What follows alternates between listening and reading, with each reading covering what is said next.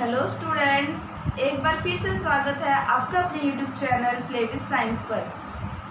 जैसा कि आपको पता है, आपका जो नेक्स्ट चैप्टर है वो स्टार्ट हो चुका है और उसका एक लेक्चर भी कंप्लीट हो चुका है। अब हम बात करेंगे नेक्स्ट लेक्चर के बारे में। जैसा कि आपको पता है, हमारा जो लास्ट टॉपिक था वो औसत वेग था।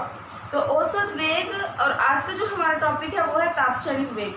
देखो, औसत वेग में और तात्क्षणिक वेग में क्या अंतर है, इसको अच्छे से समझना। औसत वेग क्या होता है, हम पूरे टाइम का ना एवरेज लेके चलते हैं। मतलब आपके पास कई सारे टाइम दिए होते हैं और उसका एक एवरेज मान लेके चलना होता है, उसे हम कहते हैं औसत वेग। लेकिन अगर हम तात्क्षणिक वेग की बात करते हैं तो तात्क्षणिक वेग में क्या होता है कि जो हमारा वेग है वो उसी समय का है। देखो, जैसे फॉर एग्जांपल समझना आप लोग कि मान लो आप लोग पढ़ाई करते हो, कभी 3 घंटा पढ़ते हो, कभी 4 घंटा, कभी 3.5 घंटा, कभी पौने 4 घंटा, कभी 5। मतलब इस तरीके से जो आपको पढ़ने का रूटीन है ना, कई बार कम है कई बार ज़्यादा है। यानी लगातार आप जो है 4 घंटा नहीं पढ़ रहे हो, लेकिन फिर भी आप 3, 3.5, 4, 4.5, 5 तक पढ़ते रहते हो। तो अगर आपसे पूछा जाए कि आप कितनी देर पढ़ाई करते हो रोज़ाना, तो आप कहोगे एवरेज 4 घंटा, यानी लगभग 4 घंटा पढ़ते ही हो।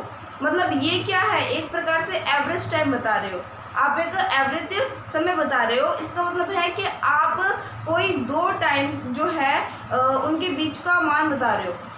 लेकिन अगर हम तात्क्षणिक वेग की बात करते हैं, और जैसे मान लो आज आप पढ़ाई कर रहे हो और अगर आपसे पूछ ले जाए कि अभी बता कितना टाइम हो गया पढ़ रहे हो आप, तो उसका मतलब है कि अभी का जो टाइम आप बताओगे। जैसे आपसे पूछा गया कि अभी का टाइम बताओ कि अब आप पढ़ रहे हो, अभी टाइम क्या हुआ, आपने वॉच में देखा और आपने हाथों टाइम बताया, तो उस टाइम जो आप समय बता रहे हो उसे हम तात्क्षणिक वेग में गिनेंगे।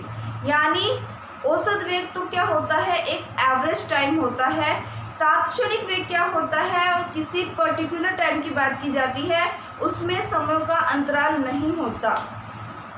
समझ आ गई होगी बात।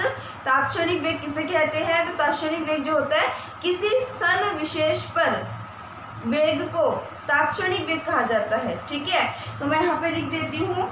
तो अपने यहाँ पे लिखते हैं, सबसे पहले क्या है आपका तात्क्षणिक वेग। तो इसकी डेफिनेशन क्या बन जाएगी, देखना, किसी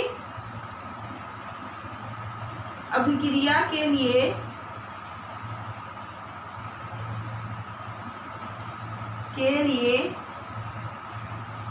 क्षण विशेष पर वेग को तात्क्षणिक वेग कहते हैं। क्षण विशेष पर वेग को तात्क्षणिक वेग कहते हैं। ठीक है, अब देखो पीछे आप क्या पढ़ते आ रहे थे, पीछे आप पढ़ते आ रहे थे कि जो हमारा औसत वेग था वो कुछ इस तरीके से आपने पढ़ा था कि औसत वेग क्या था, वेग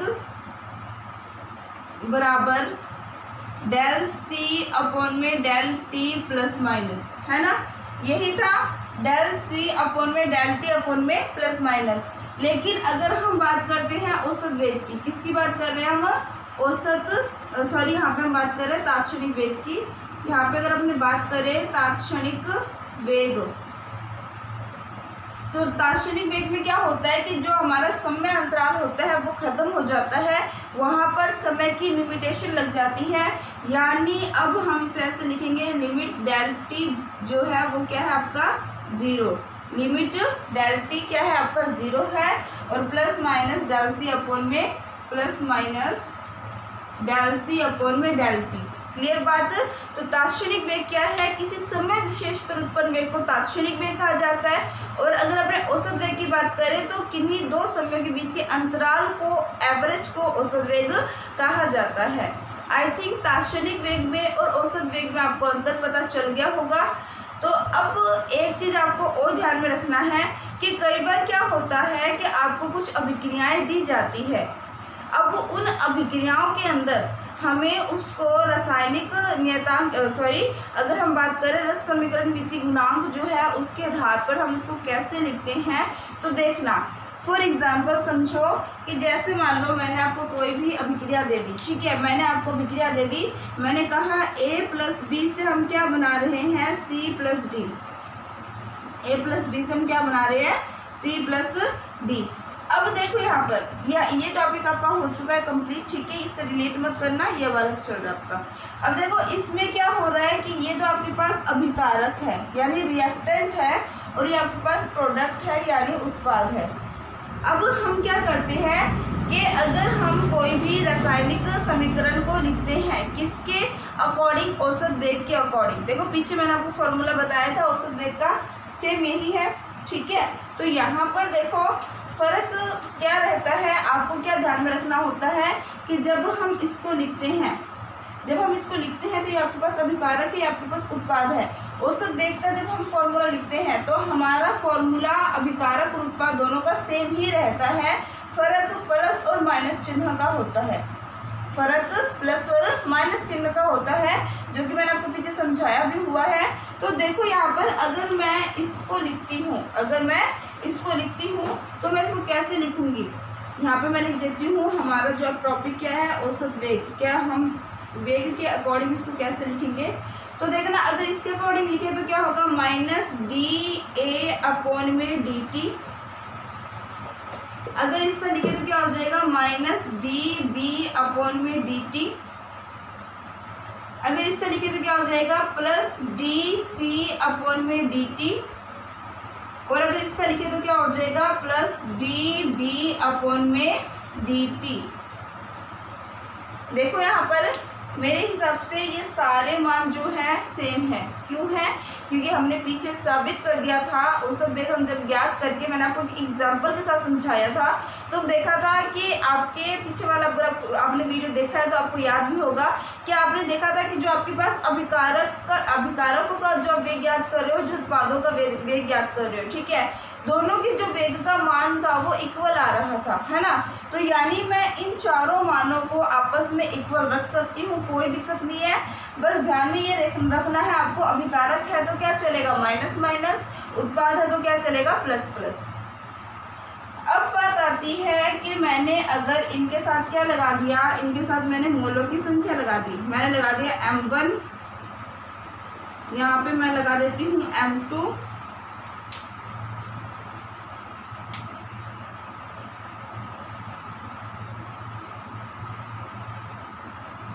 यहाँ पे मैं लगाती हूँ N1, यहाँ पे मैं लगाती हूँ N2, ठीक है।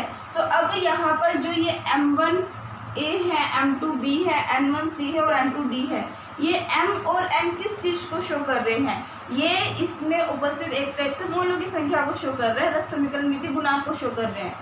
जब हम फॉर्मूले के अंदर इसको पुट करते हैं ना, तो ये हमेशा भाग में चला जाता है, ये आपको ध्यान में रखना है। कहाँ चला जाता है, हमेशा भाग में। फॉर एग्जांपल समझो कि जैसे अपने फॉर्मूला करते हैं, जैसे हम कोई भी रिएक्शन करते हैं, रिएक्शन अगर करेंगे तो क्या बनता है, N2 प्लस में 3H2, हम ये अभिक्रिया करते हैं। अब इसमें अभिक्रिया से क्या बनता है, 2NH3 ये बनता है। अब इसको अगर हमें औसत वेग के अकॉर्डिंग लिखना है तो कैसे लिखेंगे, देखो इसके लिए ये दोनों क्या है आपके पास अभिकारक है, तो क्या हो जाएगा, माइनस DN2 अपॉन में DT। अगर इसका लिखना है तो क्या हो जाएगा, माइनस DH2 अपॉन में DT। अब ये जो 3 है ना, वो कहाँ जाता है, वो आपका इस तरीके से बट्टे में लिखा जाता है, ठीक है। 3 कहाँ लिखा जाता है आपका, बट्टे में। बराबर में ये क्या रहेगा आपका, प्लस का, और ये हो जाएगा 1/2 DNH3 अपॉन में DT। आई थिंक ये चीज़ समझ आ गई होगी। ये ऐसे ही है दोनों एग्जाम्पल, बस आपको वो थोड़ा सा रिलेट करके बता रही थी मैं।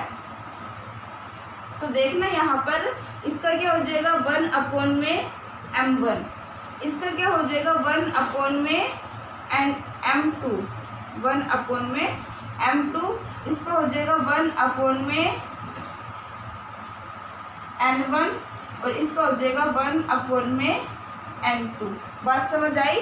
यानी अगर आपने ये चीज़ ध्यान में रख लिया ना, तो आपके पास कितने भी रिएक्शंस आ जाए, आप आराम से बता सकते हो कि जो हमारी यहाँ पे समीकरण है उसको हमने किस हिसाब से लिखना है। क्लियर बात? तो जल्दी से इसका स्क्रीनशॉट ले लो, फिर इसके बाद हम कुछ एग्जांपल्स करते हैं, फिर आपको समझ आ जाएगा।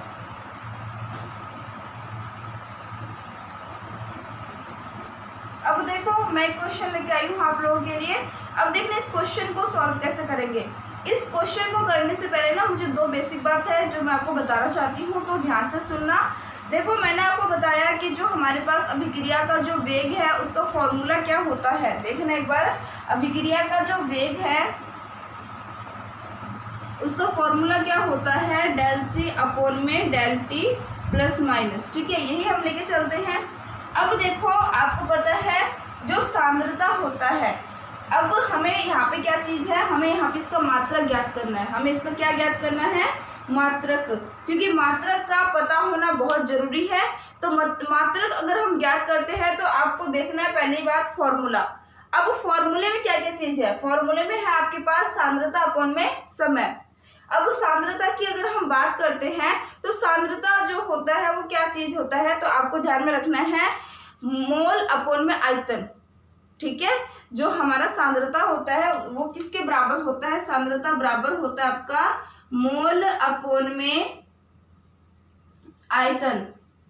अब यहाँ पर जो हम आयतन लेके चलेंगे वो किस में लेके चलेंगे, वो हम लीटर में लेके चलेंगे। ठीक है, तो लीटर में लेके चलेंगे तो इसको मैं ऐसे लिख सकती हूँ मोल अपॉन में लीटर, कोई दिक्कत नहीं है। तो अब देखो अगर मुझे इसका मात्रक ज्ञात करना है तो सांद्रता का तो क्या हो जाएगा, मोल अपॉन में लीटर, और समय का क्या हो जाएगा इंटू में। अब समय को हम यहाँ पे किससे फाइंड आउट करेंगे, यहाँ पे हम समय को सेकंड से लिखेंगे। किससे लिखेंगे, ध्यान रखना, सेकंड से। क्लियर बात है? तो अगर हम इसकी मात्रा ज्ञात करें तो क्या हो जाएगा, मोल लीटर इनवर्स, ये ऊपर चला जाएगा, और सेकंड इनवर्स। तो देखो ये तो थी बेसिक बात, कुछ बात जो होती है वो आपको मैं बीच बीच में बताती रहूंगी।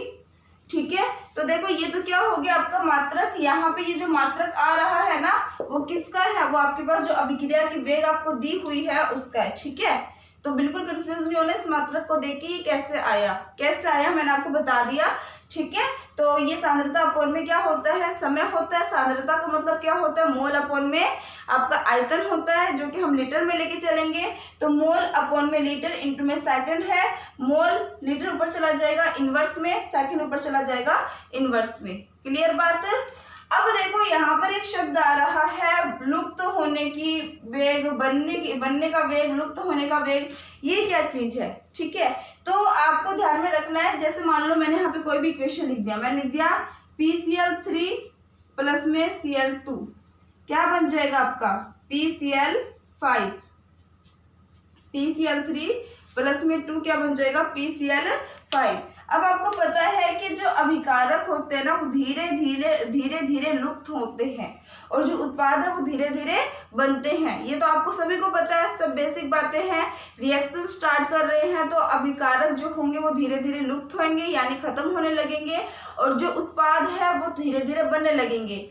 लुप्त या फिर विघटन कोई भी शब्द आ सकता है, निर्माण या बनना एक बात है। ठीक है, तो अगर मैं इसको लिखती हूँ किसके अकॉर्डिंग, अपने अभिक्रिया के औसत वेग के अकॉर्डिंग, तो मैं इसको कैसे लिखूंगी, तो आपने ध्यान में रखना है, यहाँ पे लिखा जाएगा कि जो आपका PCl5 है, यानी अपने इसको जब अभिक्रिया के औसत वेग के अकॉर्डिंग लिखेंगे तो क्या बन जाएगा आपका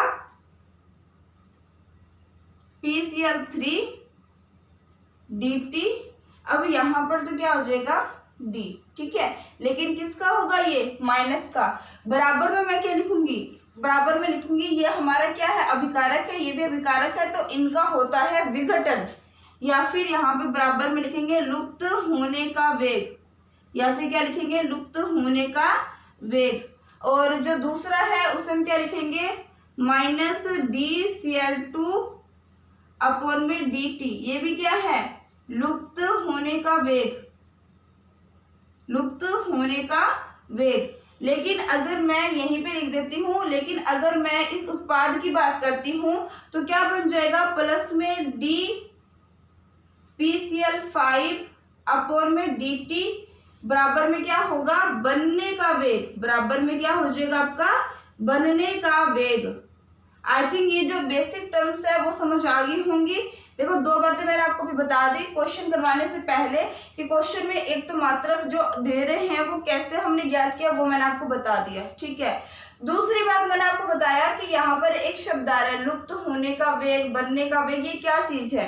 देखो जो चीज आपकी लुप्त हो रही है ना धीरे धीरे, उनके सामने तो हम लिखेंगे लुप्त होने का वेग, और जो चीज आपकी बन रही है उसे हम लिखेंगे बनने का वेग। आई थिंक ये समझ आ गया होगा, और मैं इसको रेस कर देती हूँ, आप जल्दी से स्क्रीनशॉट ले लो।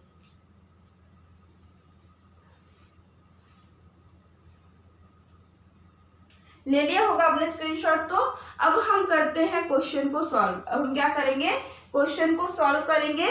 तो देखना यहाँ पर क्वेश्चन में क्या क्या बोला है। इसने बोला है कि आपके पास कोई भी इक्वेशन है, इक्वेशन क्या दिया है, a + 2b से आप क्या बना रहे हो, 3c बना रहे हो, ठीक है। क्वेश्चन देखना बहुत ही अच्छा और बहुत ही इजी है।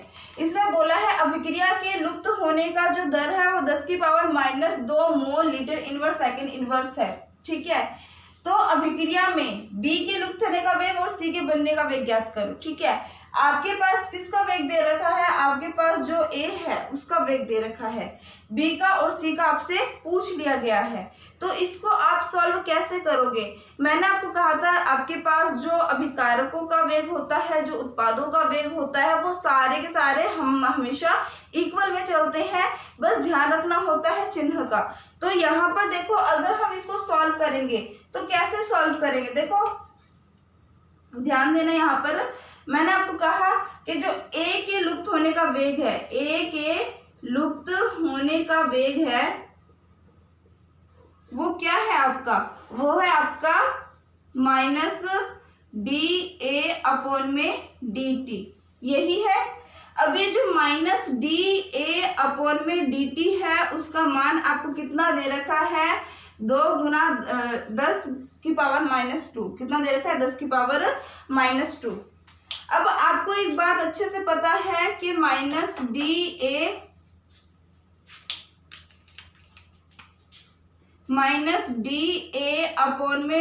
जो होगा वो बराबर होगा किसके, अभी बी की बात करेंगे ना, पहला क्वेश्चन सॉल्व करेंगे ना, तो इस अकॉर्डिंग अगर आपने देखे तो वो बराबर होगा 1/2 माइनस में प्लस माइनस में ही रहेगा क्योंकि विकारक ही है, तो यहाँ पे हो जाएगा dB/dt। क्या इसमें किसी को कोई डाउट है, आई थिंक डाउट नहीं होगा क्योंकि ये दोनों क्या है, इक्वल में चल रहे हैं, ठीक है। तो अब देखो आपको पता है कि ये इसके बराबर है, ये क्या है, इसके बराबर है। तो अगर मैं फर्स्ट क्वेश्चन सॉल्व करती हूँ, फर्स्ट जो मेरा इसके अंदर फर्स्ट क्वेश्चन है, अगर मैं इसको सॉल्व करती हूँ तो मेरा जो -1/2 dB/dt है उसको मैं ये लिख सकती हूँ 10⁻², लिख सकती हूँ ना, क्योंकि देखो क्या चीज बोला मैंने बोला A की लुप्त होने का वेग क्या है ये, और ये किसके बराबर है, इतना हमें दे रखा है क्वेश्चन में। अब अगर ये हमें मान दे रखा है वो इसके बराबर है और मुझे पता है कि ये और ये दोनों आपस में क्या है, इक्वल है, तो इसके बराबर में मैं ये सीधे मान रख सकती हूँ, बिल्कुल रख सकती हूँ क्योंकि ये इसी का मान है, ठीक है। अब जब मैंने इसका मान रख दिया तो जब हम इसको सॉल्व करेंगे हमें क्या करना है, हमें B के लुप्त होने का वेग ज्ञात करना है। सिर्फ B देखना, यहाँ पे 1/2 है उसको हटाना पड़ेगा।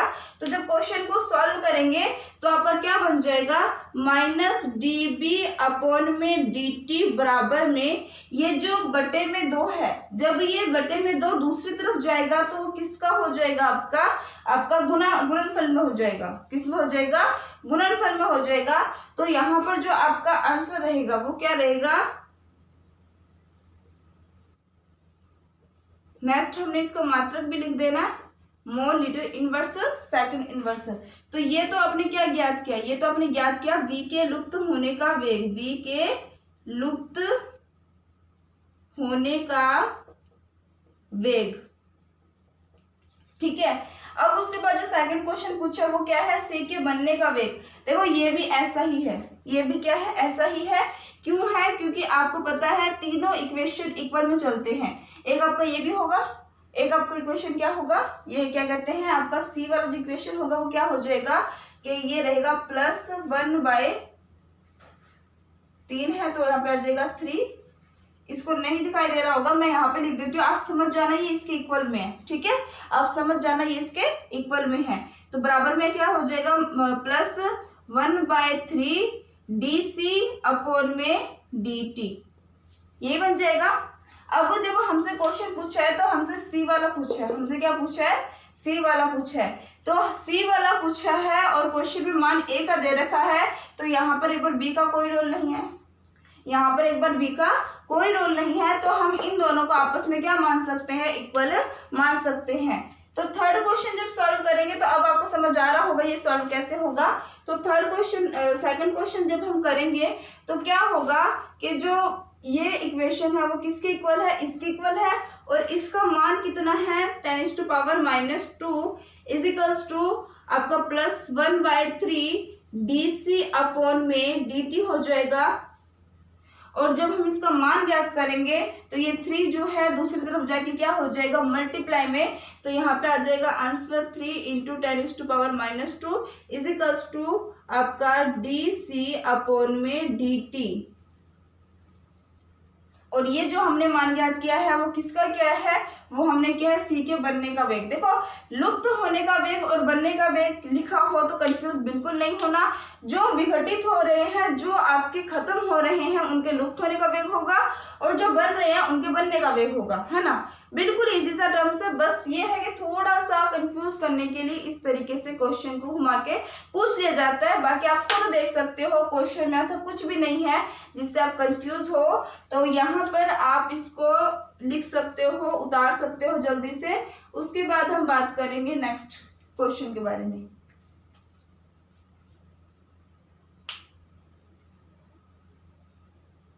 हम बात करेंगे नेक्स्ट क्वेश्चन के बारे में। तो नेक्स्ट क्वेश्चन देखना, देख क्वेश्चन में बोला है एक अभिकारक ए से बी हेतु सांद्रता 20 मिनट में 0.4 m से घटकर 0.3 m हो जाती है, अभिक्रिया के औसत वेग की गणना करें।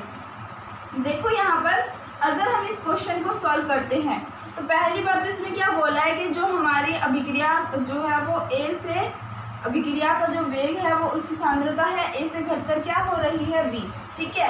अब इसने बोला है कि भाई इसकी जो सांद्रता है वो 20 मिनट में, 20 मिनट के अंदर ये अभिक्रिया हो रही है, यानी इसने एवरेज टाइम कितना दे दिया आपको, 20 मिनट दे दिया। एक एक चीज जो मैं बता रही हूँ ध्यान से समझना। पहली बात तो इसने बोल दिया कि एक अभिकारक ए से बी हेतु सांद्रता 20 मिनट में, यानी ए से जो बी की सांद्रता बन रही है वो कितने टाइम में बन रही है, 20 मिनट में। एवरेज टाइम हुआ ये, औसत टाइम हुआ ये, क्योंकि कितने टाइम में ये बन रही है हमें नहीं पता, टाइम पर्टिकुलर नहीं पता, तो एवरेज टाइम बता दिया 20 मिनट।